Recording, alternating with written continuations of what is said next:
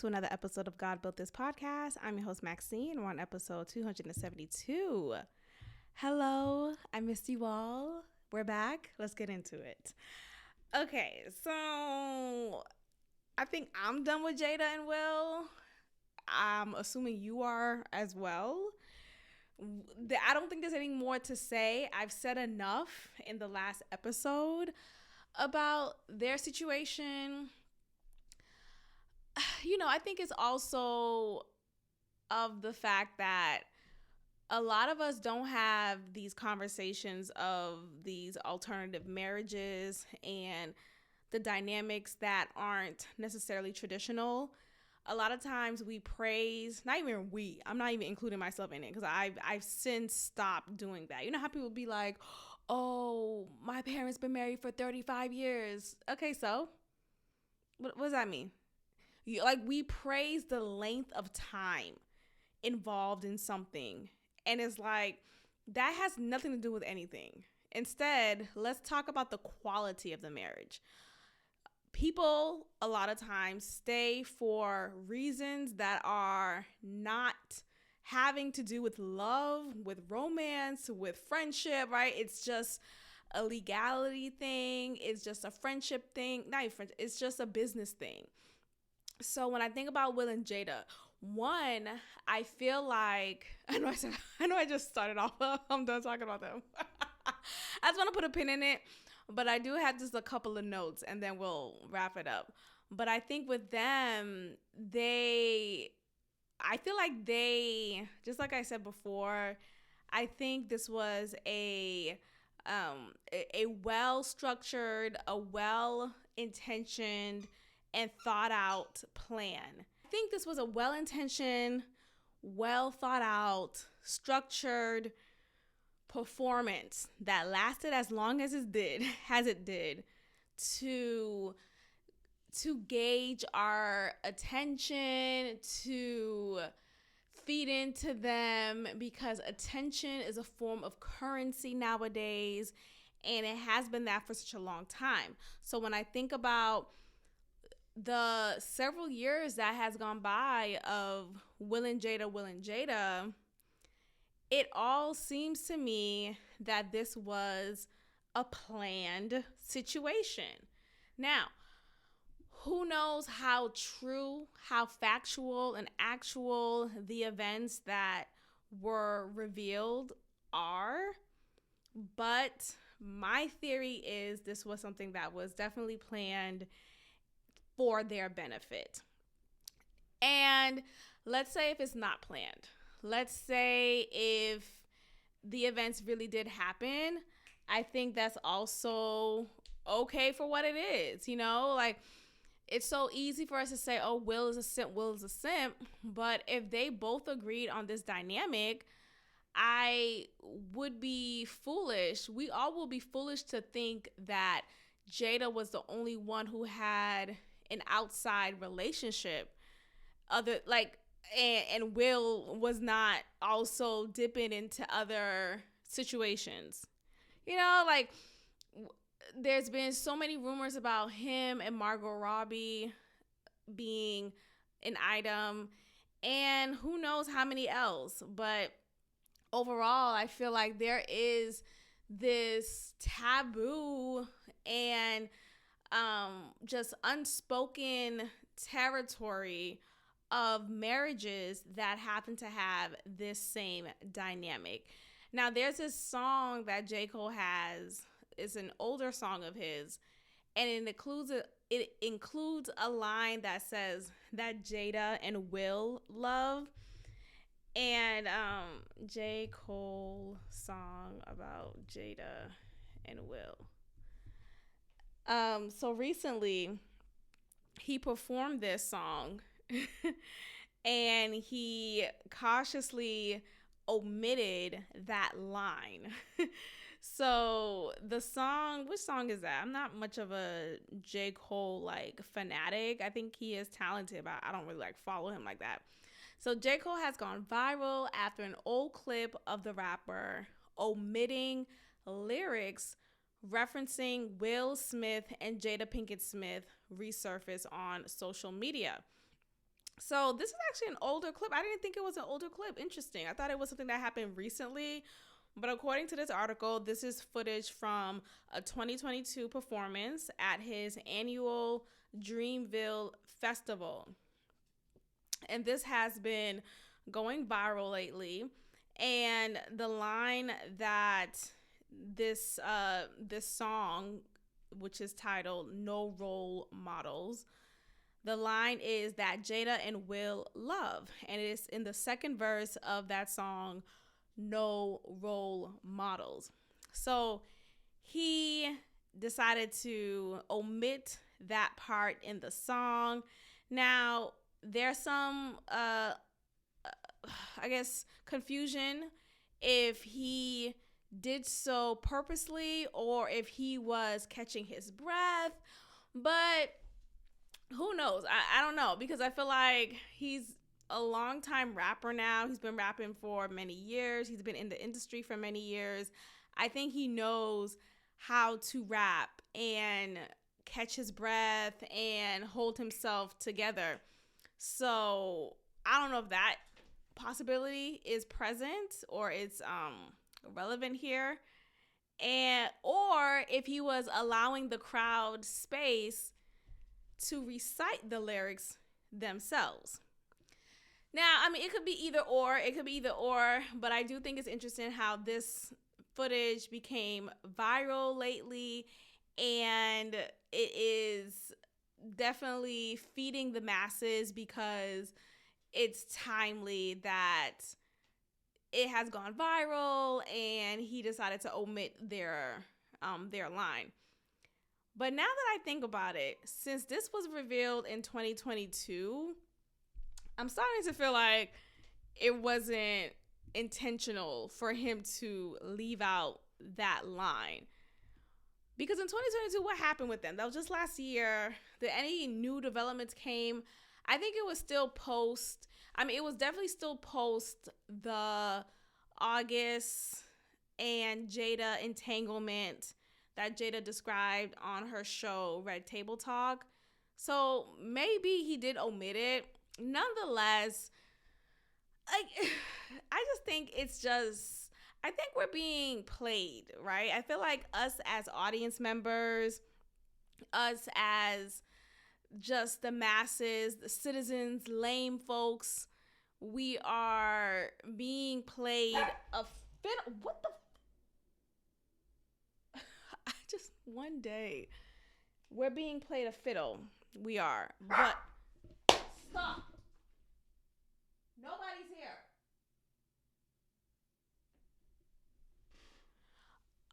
So we're being played a fiddle here. Now, this reminds me of the Keke Palmer situation.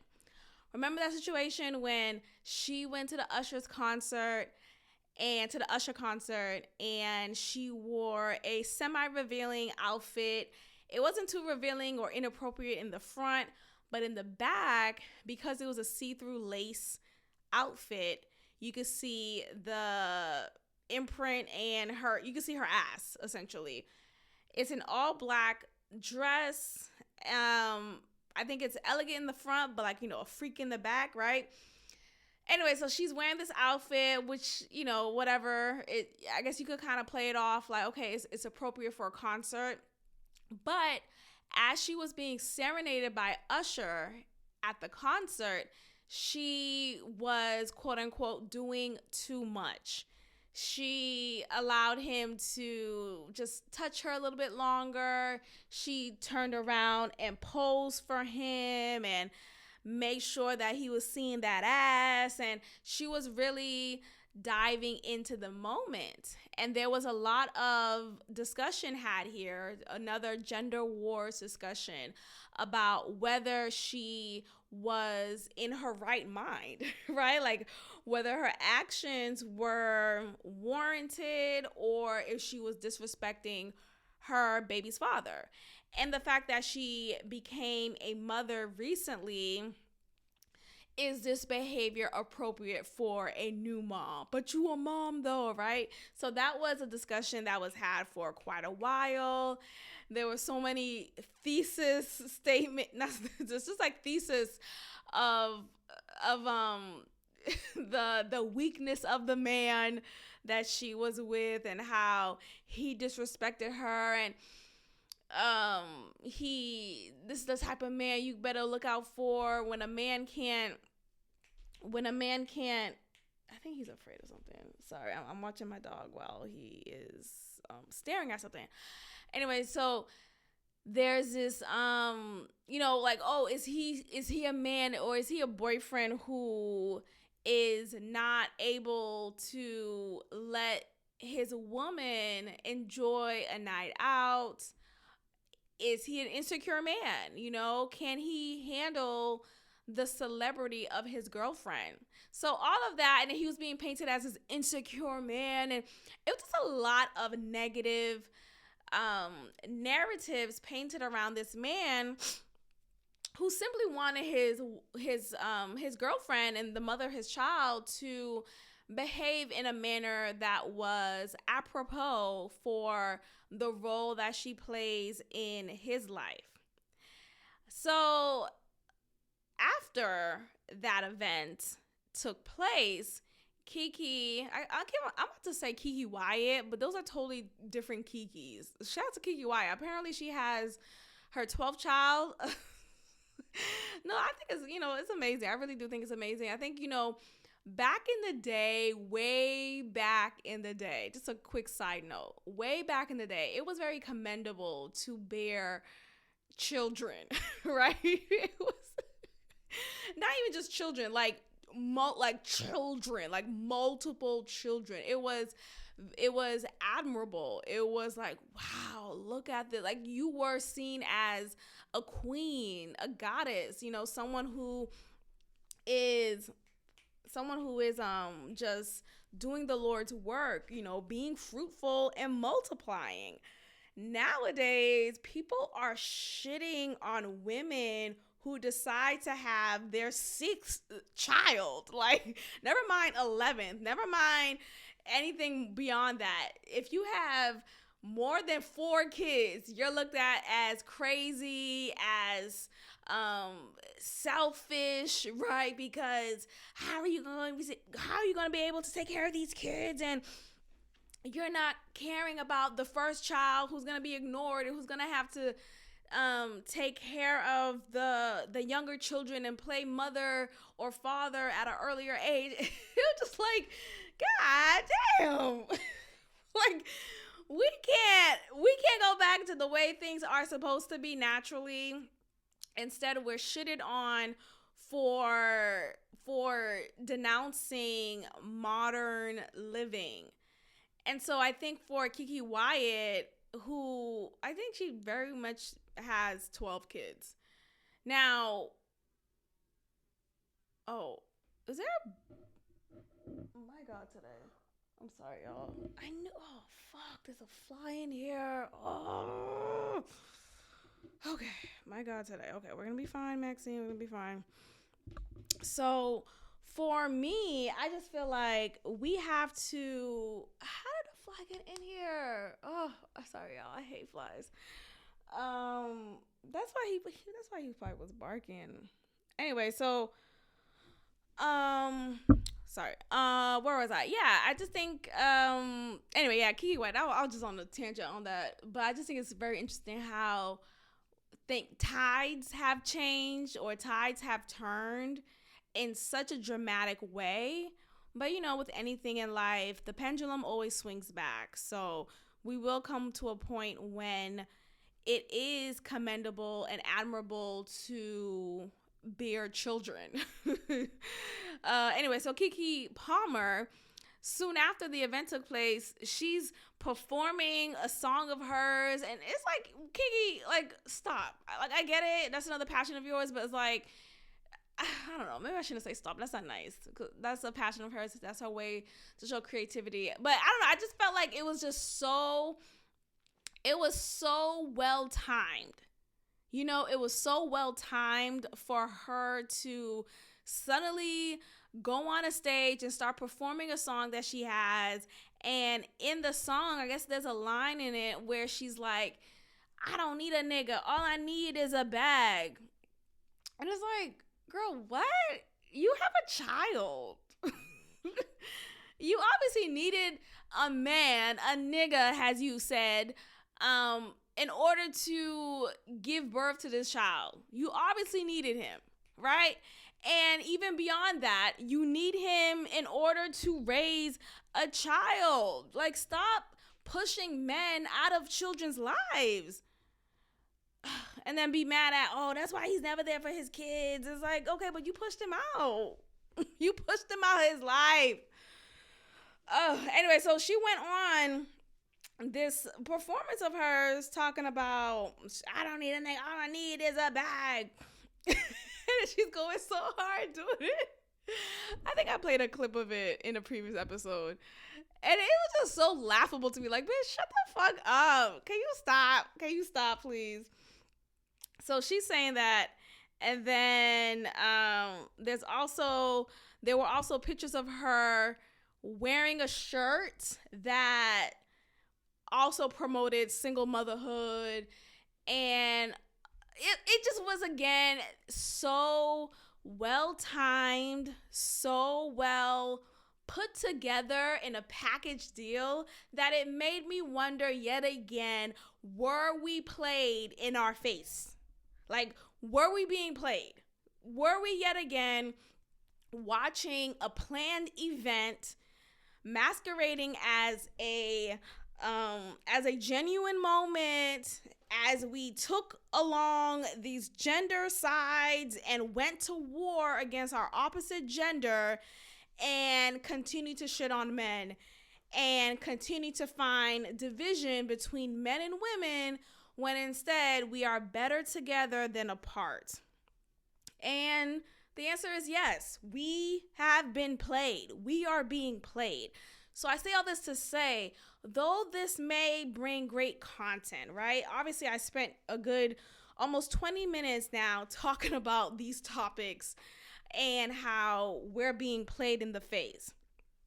Though all of that is very much true in my opinion, I think, and also we have developed arguments and we get to understand or just hear other people's perspectives about these topics and all these. It sparks for good conversation, absolutely. But the question is it necessary to get so involved? And the answer is no. I think, cool, we could have these conversations. We could go on a podcast and talk about it, hint, hint, hint, right?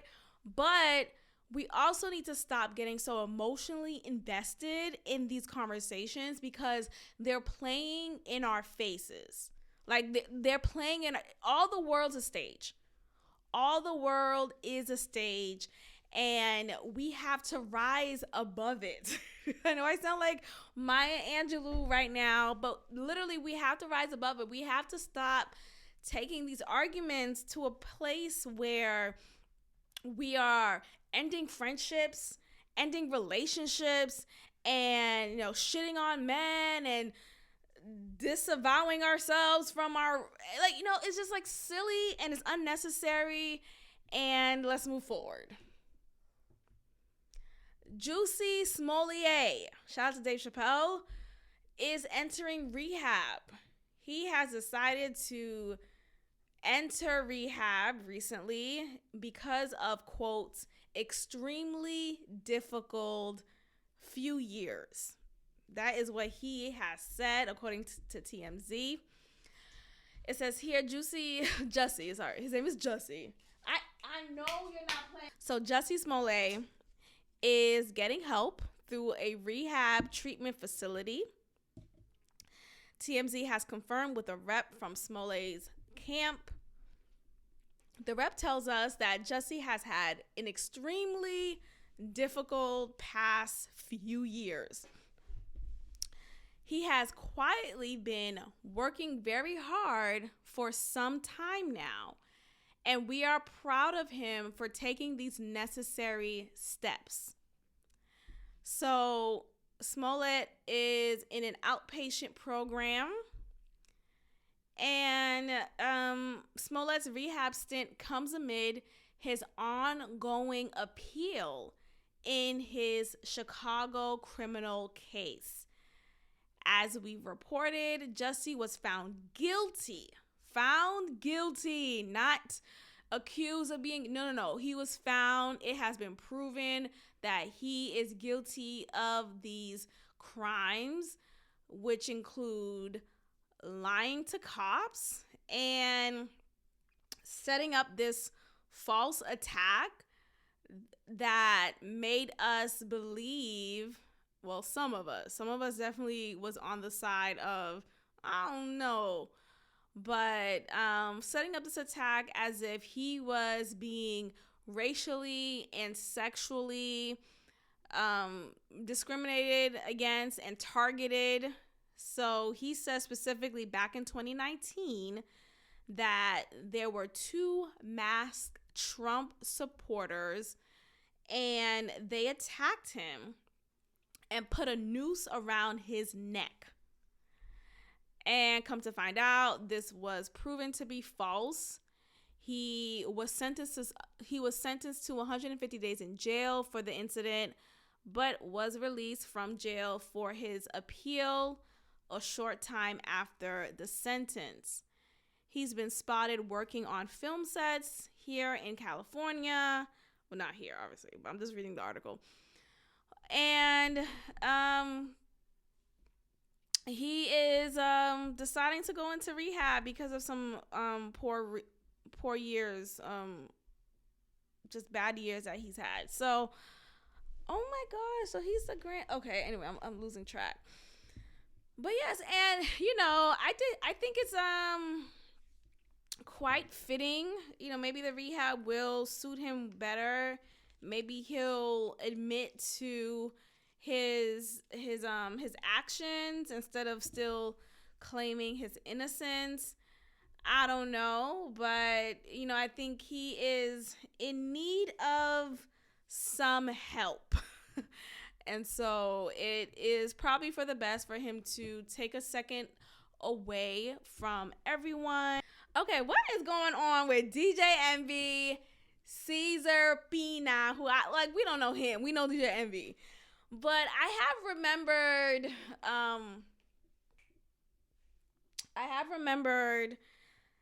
a while ago DJ Envy on his radio show, The Breakfast Club, talking about this project that he was on, which is him flipping houses and making some money from that, right? Because we all hear about there's equity in your home. When you become a homeowner, you are building equity and you're able to use that as a way for investment purposes, and it is a way to build generational wealth, and it's a way to just build wealth in general.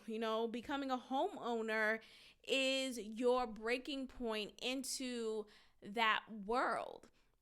Now, with DJ Envy, he painted it in a way as his way to help the community and provide them with education on how to get like him, how to make a profit off of flipping homes.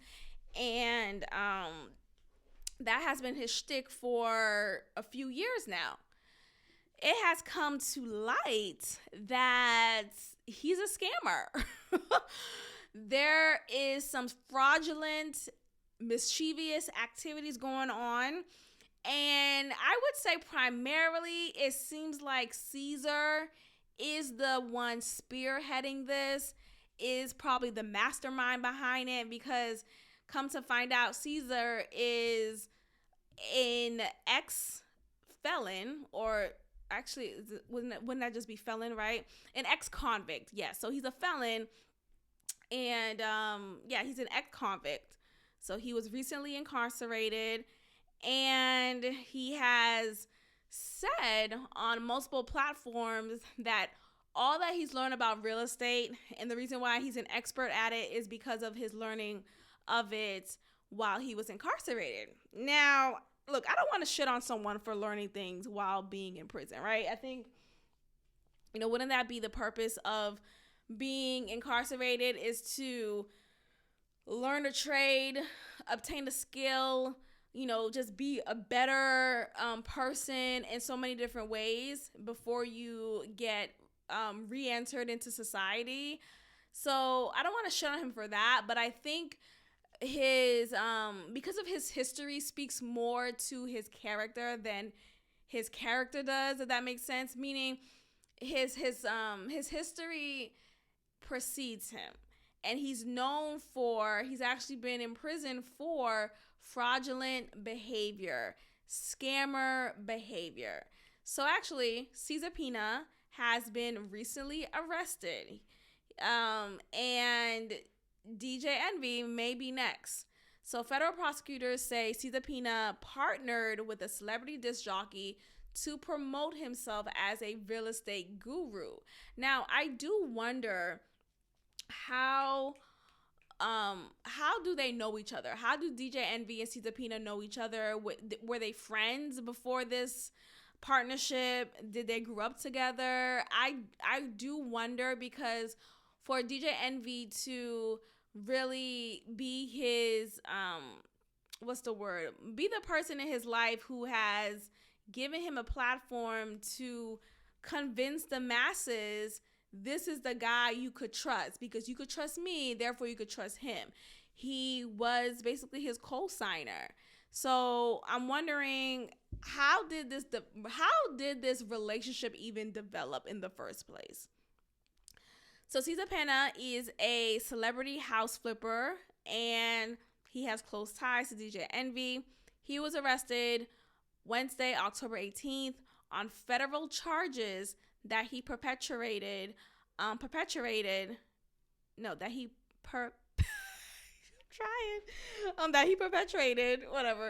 multi-million-dollar Ponzi-like investment fraud scheme. My God, today! A what? A multi-million-dollar Ponzi-like investment fraud scheme? He's going to jail. The charges come after months of social media accusations. See, look at what social media will do to you. Child, it could be for your benefit or for your demise. Charges after months of social media accusations and civil litigation against Pina, who victims say stole their money with promises of big profits. Sounds like an MLM. DJ Envy, whose real name is Rashawn Casey, has been caught up in the scheme because critics say he helped promote Pina, including through appearances on his nationally syndicated hip-hop radio show, The Breakfast Club. Accusation he denies, which is like crazy because there's video evidence. There's literal evidence. Go on YouTube. I think I've heard recently that The Breakfast Club has dropped those episodes. So unless someone else picked them up and like re-recorded it on their channel, then we can't find them anymore. But I do remember seeing old episodes, and it's not even that long ago, like probably like 2 years ago, if that. So, recent enough episodes of Cesar Pina on The Breakfast Club promoting his Ponzi-like scheme, So the fact that DJ Envy is trying to deny that is so silly, but you did it though. In announcing the charges, federal authorities said Pina had exploited celebrity status and social media to develop a devoted following of potential victims, promising returns that were too good to be true. Pina allegedly defrauded dozens of people of millions of dollars. New Jersey U.S. Attorney said in a statement, "Our office is committed to protecting the public from these schemes. and prosecuting those who lied to investors for their own personal gain. DJ Envy is not named in the charges and is not accused of any criminal wrongdoing, but federal prosecutors specifically noted that Pina partnered with a celebrity disc jockey and radio personality to boost his reputation as a real estate guru. And that's true. Like, had it not been for DJ Envy, we would not have known who a Cesar Pina is. Maybe only those in New Jersey, because apparently this scheme was only being taken place in New Jersey, because the whole shtick was flipping homes in a particular neighborhood in New Jersey for a profit. And though I'm not a native New Jersey, I've driven by there a few times in my life. I've met people who are from New Jersey. And not to shit on New Jersey, and I think it's specifically Newark, New Jersey, but from what I've learned about that area, it's not still at a time to feel like it's gentrifiable. You know, like, there's not enough white people there to make it good. Not make it good, but you know what I mean? Like, to make it feel safer, or, you know, there's still a lot of crime. Obviously, you know, there's crime in white areas. Of course, that's not, you know what I'm trying to say. The point is, people are still not feeling safe in that area. So the appeal of it is still not there. Yet, because of the backing of DJ Envy for Cesar Pina's scheme, has led for many people to believe this falsehood of gaining a profit from flipping homes in that area. Now, I think it's so easy for us to shame people who fall for these schemes, right? It's so easy for us to victim blame. And look, I understand how that may be, right? I understand how it is, you know, it's an easy target for us to be mad at them instead of the actual scammer. I want us to be challenged here and to move away from being mad at the ones who were victimized. You know, to move away from that. Instead, let's put the energy on the actual scammer, right? Or scammers, allegedly. Because I think it's important for us to realize these people perpetrated on those who are vulnerable. These people targeted a population of people who desire for an increase of income, right? An increase in a stream of income for whatever reason. And instead of actually being honest and truthful in their works, they instead presented a scam that obviously only profited them. And with a Ponzi-like scheme, the way that it works is you give your money and you're promised that your money will flip and turn into an extraordinary amount. But instead, your money is just, it's a loss for you and it's a gain for Cesar Pina and DJ Envy, because they're collecting your money. They're telling you all these lies. Oh, look, we just put the foundation on this house and we're going to get a $300,000 profit in 3 months. Just hold out. I just need about $5,000 now from this family, and then $10,000 from that family, you know, and you're made to believe that, okay, yes, this $5,000, though, is stretching my pockets thin, and though it's, you know, it may hurt me a little bit right now, but in 3 months or in 6 months, I'm going to get $300,000. All right, I can make this little sacrifice, right? So you're googly-eyed and you're manipulated. You are being manipulated. And I think, and again, instead of us being so focused on laughing at the victims, we have to put the attention on the perpetrators here. Put the attention on the predators here, because it is predatory to target those who are vulnerable, target those who want and is desiring and putting in work to want better for themselves and their families, and they're being frauded. You're frauding them. That's not okay. So, look, I don't know what's going to happen next. Cesar Pina has been arrested, and I don't know what the future is going to look like for the Breakfast Club. I think that's pretty unfortunate, because the Breakfast Club has been a strong platform for years now. I would say 10 years. I think it's been 10 years now of their relevance, of their longevity. Is pretty commendable.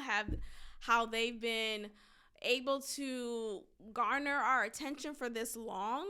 And some may say in the last few years, it hasn't been as entertaining as it's been in the first few years. And that's fair, sure. But I know for certain interviews that appear on my timeline on YouTube, I'm tuning in.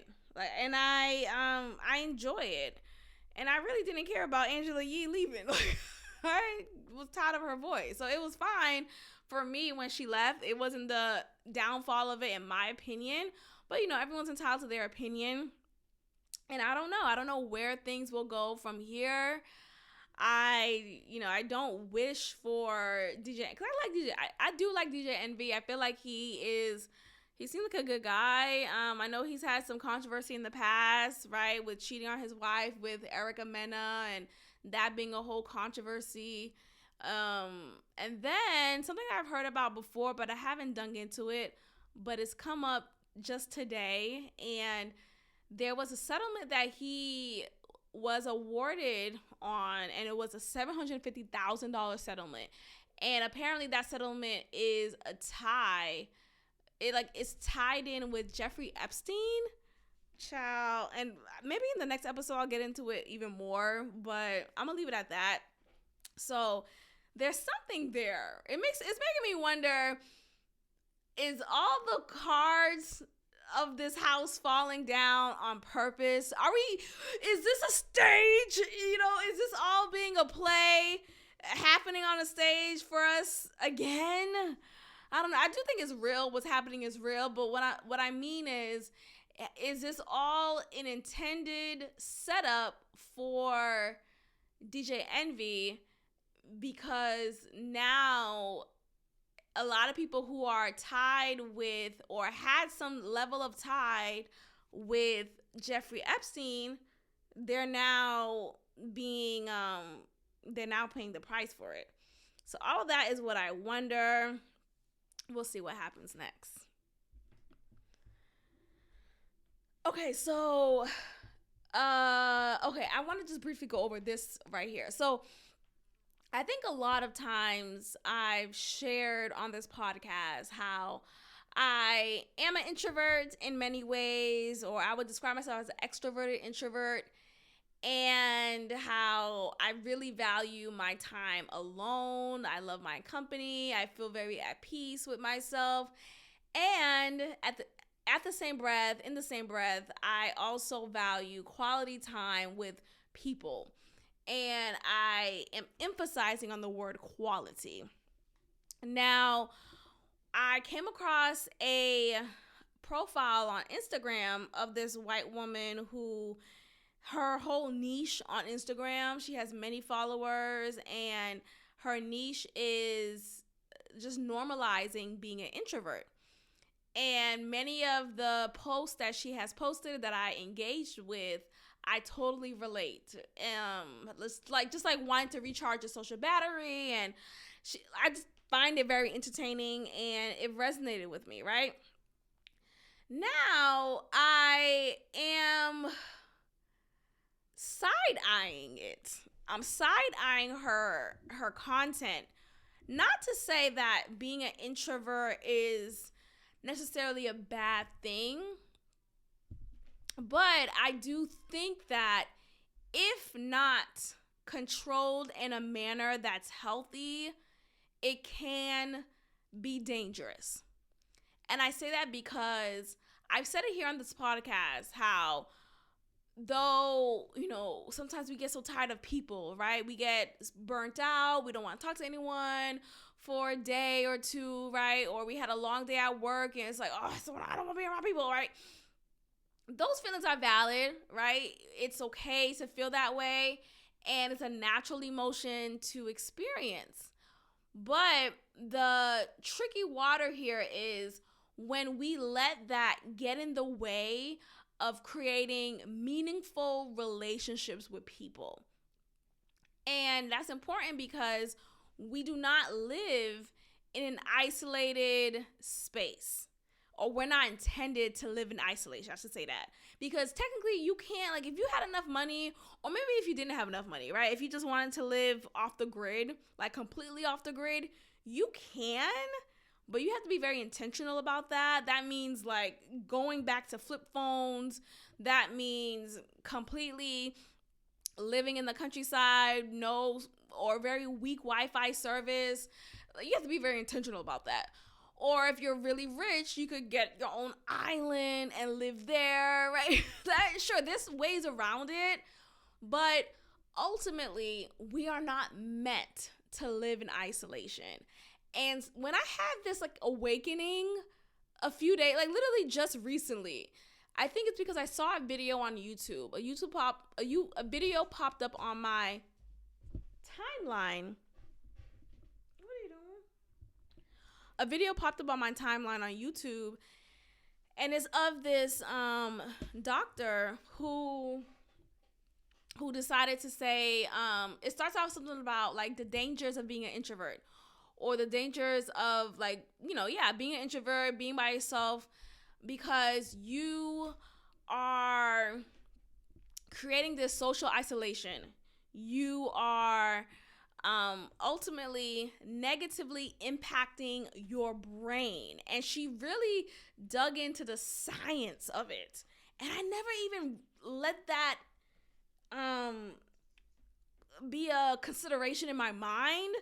But it makes sense because you know how they say, when a baby is born, and if a baby is not being nurtured, is not being hugged and kissed and coddled, in a way that's healthy, of course, but like if you just leave the baby alone, you don't even touch the baby, you don't pick the baby up at all at any point, then the baby will come up autistic. Okay. Trigger alert. No, but there's a lot of handicaps that can happen for someone who is starved of human interaction. And this is the same thing that could happen to adults as well. If you are an adult and you intentionally isolate yourself from any human relationships, right? If you intentionally isolate yourself from meaningful connections with people, you work by yourself or you work remotely, you live alone, you don't, and there's times a lot of us live alone. A lot of us may work remotely, may work by ourselves, right? But if you solely spend most of your time by yourself, that is a problem. Like, you have to make intentional steps to engage with humanity. Like, it's more than just, let me just have the DoorDash man drop off food right in front of my house, but don't talk to me. Like, can we calm the fuck down? And that's not me. I'm not like that at all. But I can understand how maybe I don't want to push myself to do too much. And I am very engaging. I know how to talk to people. I know how I get that. I just when I came across that video, it definitely caught me for a loop. It just made me realize even more why human connection is essential. And yes, it's definitely healthy to want to break away from the group, take a chill moment to yourself, just be by yourself, totally fine. But if all you want to do is be by yourself all the time, every day, every weekend, every hour of the day, then that's not okay. And I do not support that. And when I was engaging with the Instagram profile that I just mentioned, though I really resonated with her content, it also made me worry about the influence she's having that may be negative for the viewers, right? Like, a lot of people who's watching her content may think, oh, this behavior is okay, or okay, I don't need to have friends. And it's like, I don't think that's a healthy way to go about life, And when I've been watching her videos, though she has pets, she has 2 pets, she has a dog and a cat. She lives by herself. And again, a lot of us live by ourselves. There's nothing wrong with that. But I have yet to see a video. Come here. I have yet to see a video of her with friends, or even, okay, so there's a video of her podcasting. She has her own podcast, but she podcasts virtually. So she is one of the hosts of her podcast. There's 2 other hosts, and they meet on Zoom and connect through there. And look, I get it. During 2020, during the pandemic, right, we all learned different ways to connect virtually. And I do appreciate virtual connections. Also, I do appreciate the advancements that we've had technologically to connect with each other. But again, I really want to stress why it's important to be in person. I think it's important to still develop in-person relationships with people, because you don't want to be autistic. No, but I feel like it's important for us to really be mindful of the times that we are with people. That's important too. Like, just as it's important to know ourselves and be together with ourselves, right? It's important to build meaningful connections with people.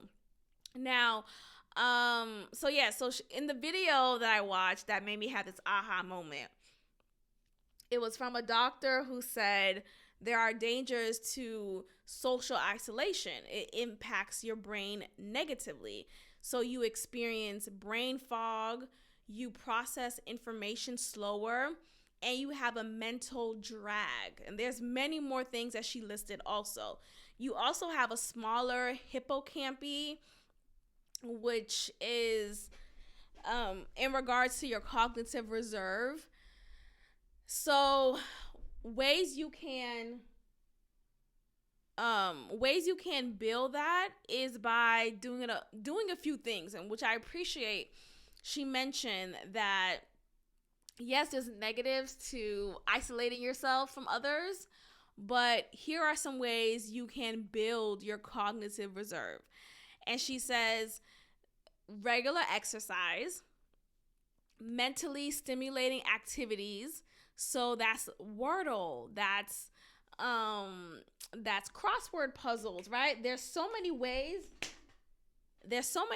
to build your knowledge and just kind of exercise your mind, like take on, mentally stimulating activities, cognitively challenging jobs, right? If you're working in a position where you have to problem solve, or you have to lead a challenging assignment, that's cognitively challenging, and that is good for your cognitive reserve. Education is another way to build your cognitive reserve. And what I mean by that is continuing your learning, so adopting a new skill, a new hobby, finding new passions, taking a master class, taking a semester, advancing your degree. Like, there's so many ways to build knowledge. And I love that is one of the ways to build your cognitive reserve. And finally, high levels of social interaction. So that could look like you joining a recreational sports team.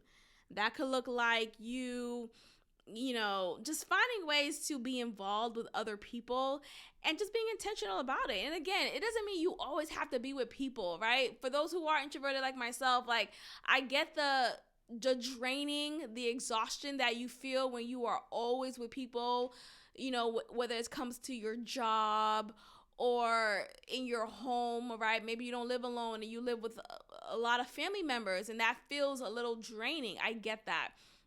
But I also feel like we have to make time for people, because again, we were not created to live by ourselves, to live in a world by ourselves. We were not created in isolation. And yes, I get, people be like, oh, well, but you were born by yourself. No, you weren't. Shut up. Okay. Like, obviously, not everyone is a twin or a triplet or a quadruplet, whatever.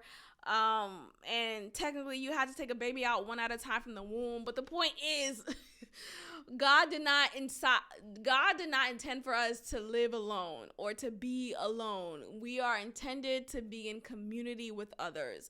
So just think to yourself, how can I be more, or how can I create, right? So whether it's a more or a starting point, how can I have more community or start a community build in my life? So I just thought that was amazing.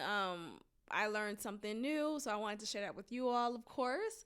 And let's go ahead and end it off with this final story here. So Sean King, who we all know as, he has many different names, but basically as a race hustler, one of the many people, these black leaders and I don't think he's really black, to be honest with you. He said that his mother had an affair with someone who was white, so that explains his very light white skin. But I just think he's like another Rachel Dolezal, honestly. So Sean King recently, with all of the commotion happening in Israel and Palestine, there's been a lot of discussion around it, right? A lot of people having their opinions and sharing that accordingly. Sean King decided to get in the midst of it, and he got exposed by the family of Natalie Renan, who claimed that he lied about getting Natalie released from Hamas. So Hamas is a terrorist group, and Sean King is claiming that he was one of the folks, or was probably the main person, who helped to rescue a hostage, which is like, Sean King, what are you talking about? You're in America. What are you doing? So I'm going to read this actual statement from Sean King that he said recently. Hamas has just freed the teenager Natalie Renan and her mother. I'm grateful. As I said last week, Natalie and her family have been supporters of mine and protested police violence in America alongside us. I am also thankful for the Qatari government for helping to negotiate this. Dozens of us worked frantically behind the scenes to help make this possible. I spoke to Natalie's family this afternoon, and they are anxiously awaiting more updates. So he is claiming that he, along with a group of people, have been working tirelessly to help free Natalie and her mother from Hamas. And Natalie and her mother are like, that's cap. So they said in response, today we came across bizarre posts on the Instagram page of one Sean King, who turns out to have millions of followers, who claims that our relative Natalie Renan supports the anti-Israeli messages he uploads to his page. The statement began, first and foremost, we make it clear that he is lying Our family does not and did not have anything to do with him, neither directly nor indirectly. My dog just tried to bite or like capture in his mouth a fly. That's funny. Yeah, protect me. Anyway, it says here, not to him and not to anything he claims to represent. So that's pretty strong. And it's just, there's been so many different stories of Sean King not being who he claims and just being a fraud. So it's just it's like a joke. It's a running joke of his for us. I don't think he's trying to be funny. I think he's trying to be believed, and he's been exposed time after time. So look, God bless Talcum X, that's what they call him. And again, we have to stop believing these people. Stop being emotionally invested, and everything will be all right. All right, you guys, thank you so much for listening. If you have yet to subscribe, please make sure to do so. Thank you for telling a friend to tell a friend, and I will check in with you all next time. Peace. Thank you for tuning in to another episode of God Built This Podcast with your host, Maxine. If you liked it, leave a review, share, and subscribe. God bless.